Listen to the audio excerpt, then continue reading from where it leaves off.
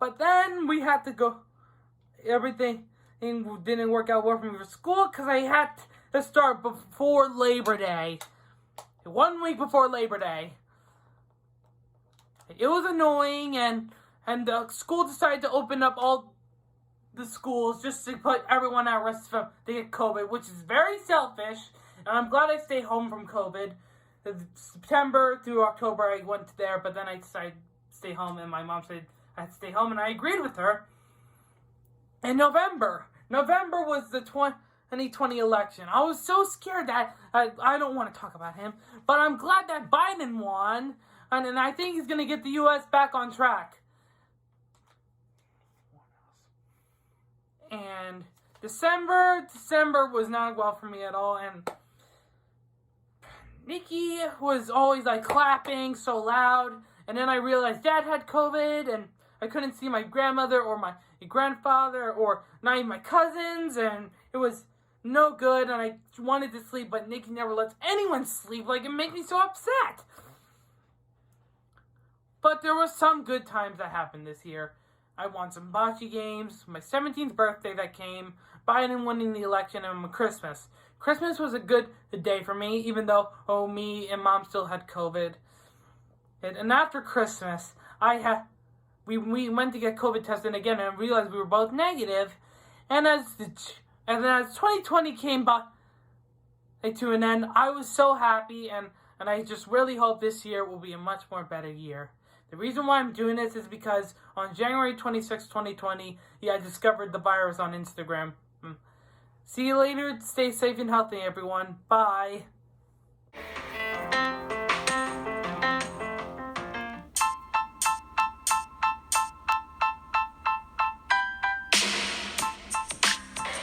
Today on Autism Dad and the 603, we have the return, the one, the only, Bob George, the sequel. So great to be able to talk to him on various topics, including him getting COVID-19 and what that was like when he was able to battle through that, raise his family, and a few other pop culture hits too, just because it's Bob. Take a listen. John? Hey, Bob. How you doing? I'm hanging in there, man. How you doing? Doing great. Thanks for having me on. Hey, really appreciate being able opportunity to talk to you again. I know. I loved it. I loved doing it the first time. I appreciate you reaching out and asking me to do it again. And, I told you before, like, as many times as I can swing it, love talking to you and even helping whatever I can to help grow your following. Well, I'll tell you right now, and I said this to you when we spoke recently, people love you. And I mean that sincerely. People who have listened to my show have said, what's going on with Bob? You could bring Bob back. And I was like, I'd love to have Bob back.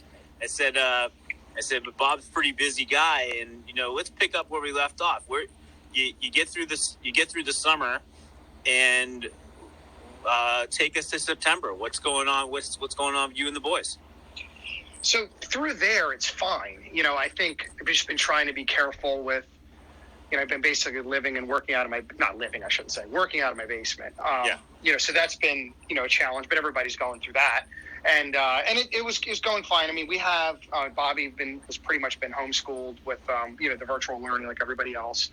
But, Nikki, the aides that come here, they're able to like get him out and take him out for rides and stuff, and that's been good because that has been able to like free me up and actually work and not have to like run upstairs and see what's happening. And because they're not, I wouldn't say they're like hardcore therapists, so they're not doing like ABA and things of that nature where in the past we had it's some great people that came here, but it's now more just their aides. They work on life skills and stuff like that, but that's been good. And then so really was being careful for the most part. I would go to the grocery store for me and for my family and my mom, and that was something that was kind of needed. We did get home delivery as well, plenty of times.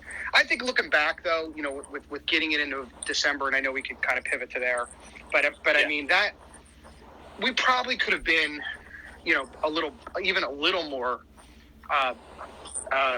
cautious. I thought I was very cautious, but when I talked to some people, I realized that maybe I was even, and I mean, like, we're going to the grocery store. That I think a lot of people do that, but my wife.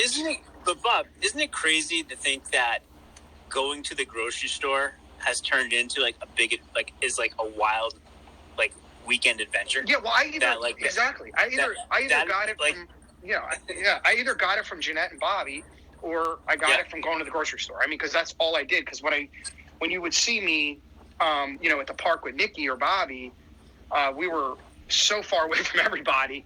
I mean, most of the time there's nobody even there, so it was just perfect for me.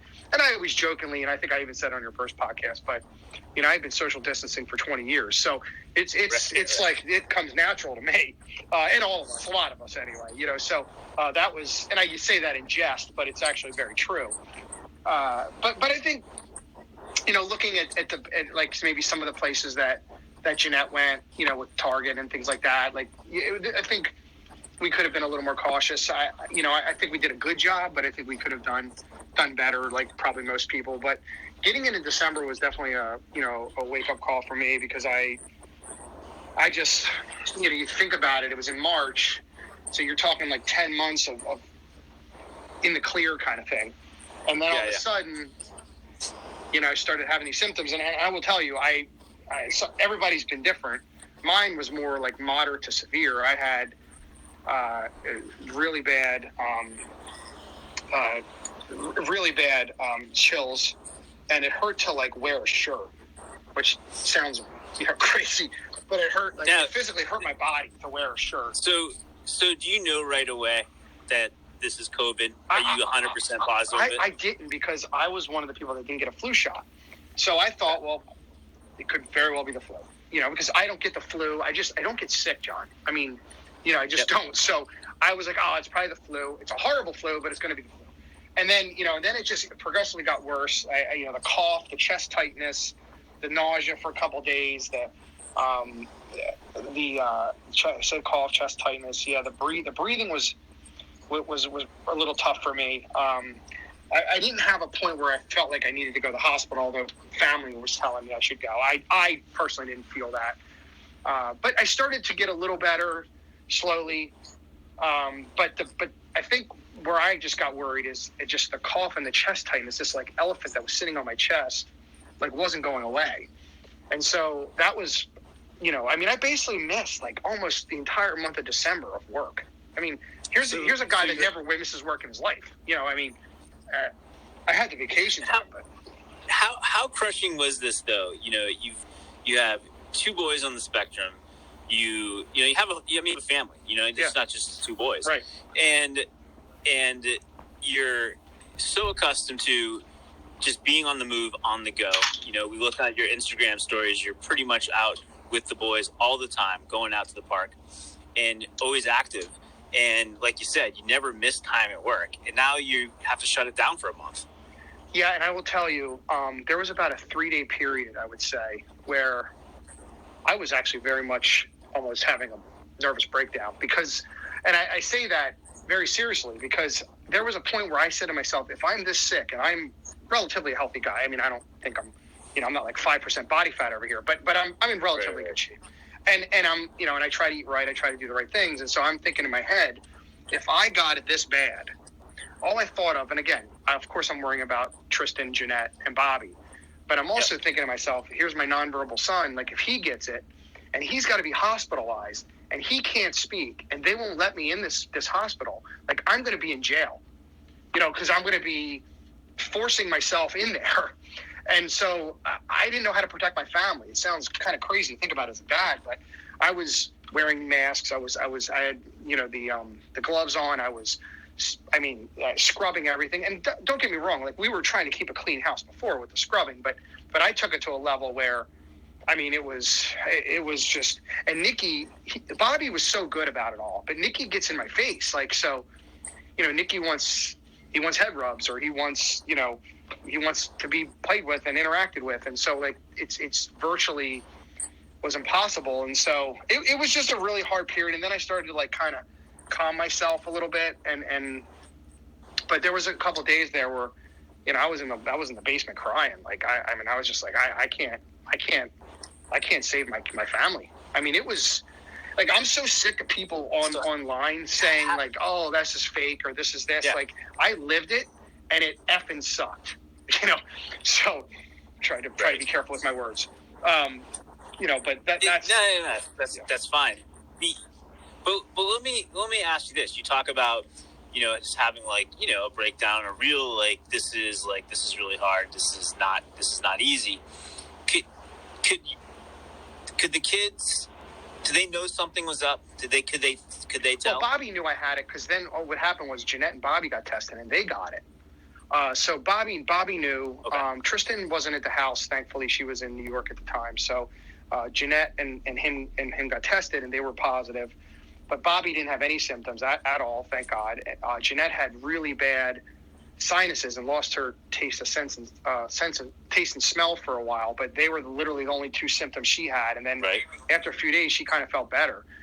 So it was just so odd. And Nikki, I think, I don't know if you see my stories, I've been making them like this really good tea with honey for like 5 months, because he's had like a 5-month cough. And so the thought is maybe he actually had COVID months ago, didn't know it because he maybe just had the cough. Mm-hmm. And maybe that's lingered into now like a stim/tick. And he still has a little bit of it. So, because when we did get him tested recently, when we all got it again, he was negative. So yeah, it was, Bobby knew. Bobby was very vigilant about, staying away from me. And, Jeanette, same thing. And we kind of just plowed through life for a while with, and I had great neighbors. They made food for us. It was just ridiculous, the outpouring of support around my area. Family, of course, was asking to help, but it was just, and friends, but it was a really tough period. I mean, I really feel for the people that actually, were in the hospital and things of that nature and couldn't visit their family. I mean, it's just absolutely heart-wrenching. So you have a whole month of this. You're trying to get back on your feet, and what's it like, just like kind of like around the house? I mean, you're accustomed to working. Like, you lose your mind? A little bit. I mean, I'm not going to say, when I say I was off the entire month, like I'm obviously embellishing a little bit. Like I was logging on here and there and working, but no, it was very difficult. But I had to really focus on, how I could keep my family safe. And so I just would focus on cleaning. I did, look, Jeanette will tell you, like, I did way more than even I probably should with somebody with COVID that was experiencing the symptoms that I was doing. I was still cooking. I was still doing things that I probably shouldn't have did. But I just knew that I had to, jump in and continue to do that. Like you said, just almost for myself, not to lose my own mind, as well there, as I was trying to just kind of figure out, how to get rid of this thing. It just lingered, John. And then, like, when I thought it was over, the cough and the chest tightness kept coming back. I was on steroids 3 separate times. I was on antibiotics eventually when they thought, well, let's try those. So it's like 3-4 rounds of steroids and those antibiotics. And so in the mid-January, I was still experiencing symptoms. So it wasn't just even December. It was kind of like, all right, we're gonna still have that mini elephant on your chest for a little while. So now that you're on the opposite end of this, sounds like you're doing much better. Let me ask you, the question about, you have a family that deals with special needs. And one of the things that I know for myself and my own son's special needs and is that, I have this life that of other things that always keep me going. One of them being like getting up, going exercise, like something that can't be taken away from me, regardless if it's a pandemic or not. How have you been able to just take care of yourself? Yeah, I mean, well, obviously lifting and cardio was really out. So when I got back to being a little better, I started testing myself. I really have a nice gym. I think I mentioned that in the last one. I actually bought a Bowflex bike, so not the Peloton. It was half the price, still I think the same bike. So saved some money there, but got that. Bobby's using it and trying to get healthy again and doing a really good job there. And I just bought just last week a TRX machine or not a machine, but a TRX. It's like a thing you use for your body weight, which is just fantastic. So I'm starting to do these things now, here and there, test myself. I'm just continuously trying to just test myself and try to be careful. But, it's not easy to be careful. And I think that, regardless if, what type of family you're in, or even if you don't have a family, I think people are tired. I think they miss their friends. I think they miss family that they would want to be close to and see. I think that we would basically be. I think we just miss the ability to give a high five or hug.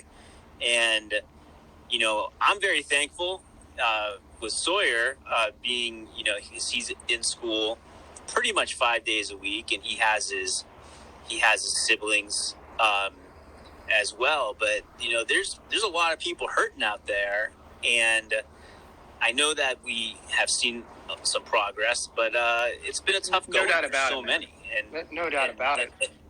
I think. No, I was going to say, I think you have a really unique perspective being a teacher. I think I've seen with the social media family that we all have that many have suffered. These younger children. Nikki's out of school anyway.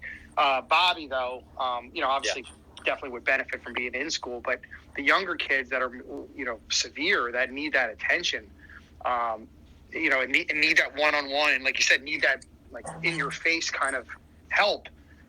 It's tough to have a therapist on virtual, but there's people that do it. And I know some people that are very special people that they knock it out, and they're helping, and everybody wants to help, everybody wants to do the right thing, but it is a very difficult. And from a fatigue standpoint, I think I'll say this on that. I think everybody is.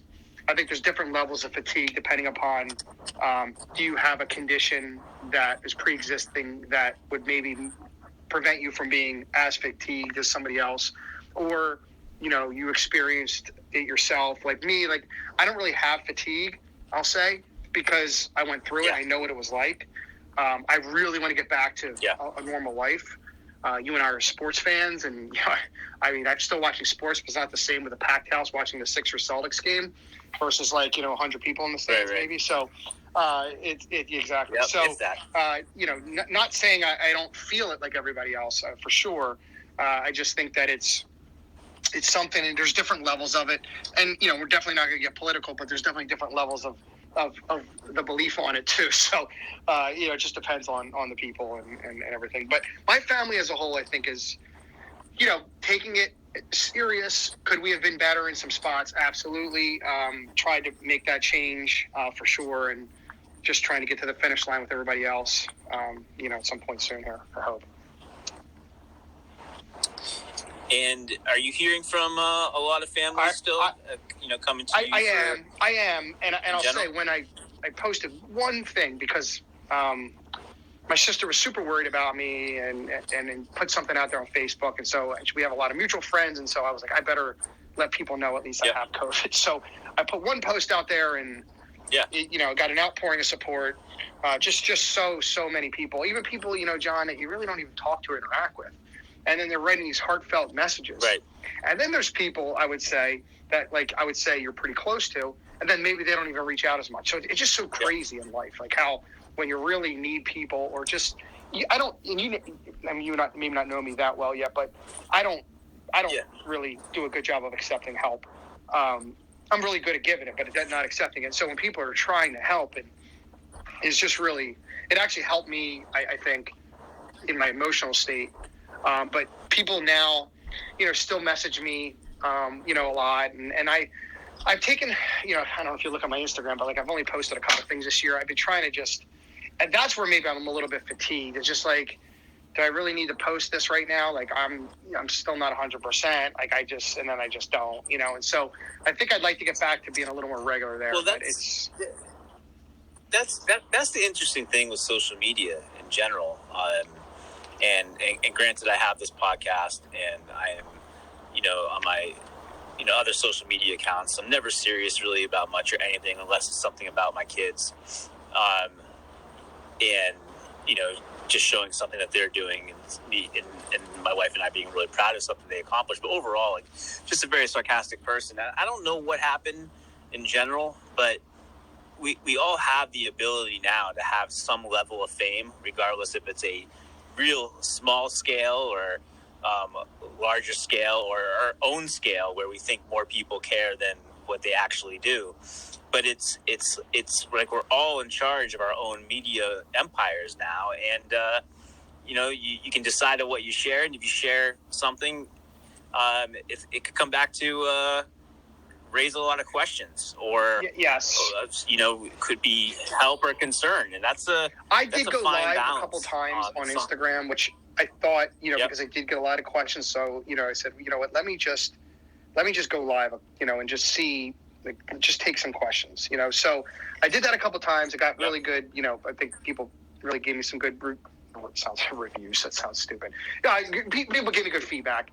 And so, and it's easier sometimes just to take the 9 or 10 questions that maybe I get that are kind of the same questions.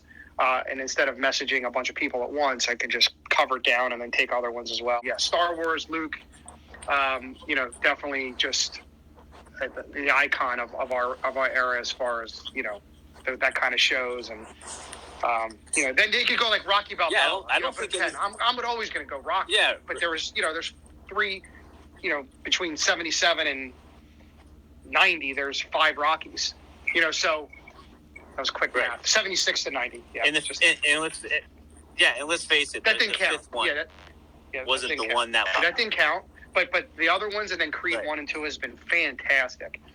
So that's been all good stuff. And so I love talking Star Wars. I'd love to do that anytime you want. I mean, we can do that anytime.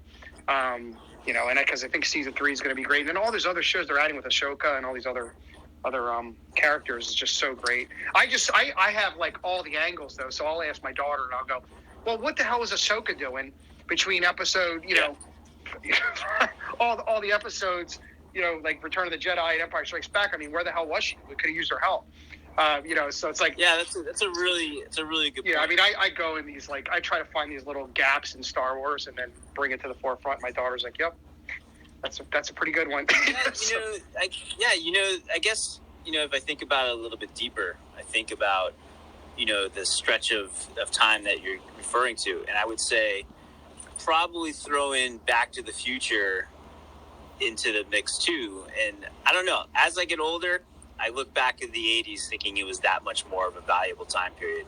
And I just don't know if anything touches I agree. And Bobby's There's 17 so many and pieces. Bobby says it. He's like, Dad, that was the best era for movies. I'm like, yeah, it was. I mean, you can just rattle off shows and movies that was, it just was really tough to compete against. And I still watch The Karate Kid like it was, I mean, that's my other Rocky to me. And that was 84, and I was 11. So yeah, and now we got Cobra Kai. full circle.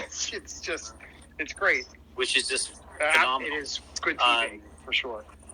Well, I gotta tell you, it's always great chatting with you. I'm thrilled to hear that you are feeling better. Me too. And we gotta connect more often. Love to have you on. Love to hear what you're up to. Absolutely. I would love to come on again and anything I could do to help you and your family. And just, I love that you do this for us. I wish I could do it more and do it more consistently like you do it. But having you out there, as our voice is a great thing. Whenever I can join, I want to do that with you. So, appreciate you, thinking of me and asking me to come back on, and we'll do it again soon. Absolutely, Bob. And I also want to say that, when the world returns to something similar to 2019, whenever that may be, you're going to hear a knock at the door, and it's going to be me hanging out just for a weekend. That's fine. Possibly unannounced. All right. That's fine. I'll be. We'll make sure we got you taken care of, and you'll at least have some good sauce. I'll make the Sunday sauce, and you'll at least eat well for sure. That's fantastic. All right, John. Take care, bud. Take care of yourself.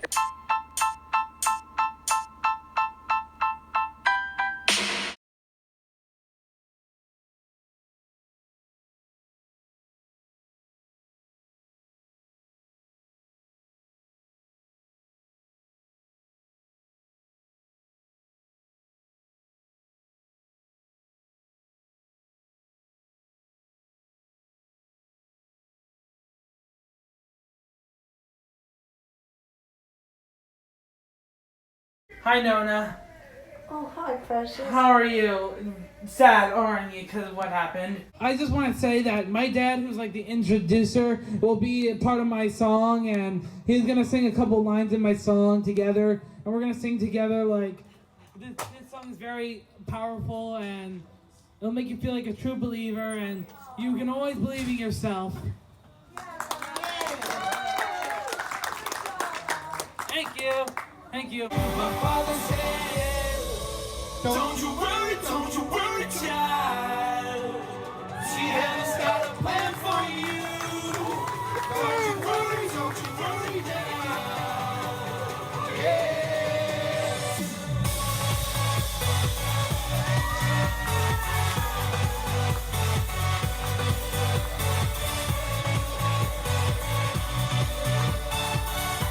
She's out of pain. She's fine. It's from the nightmare's finally over for her. Yeah.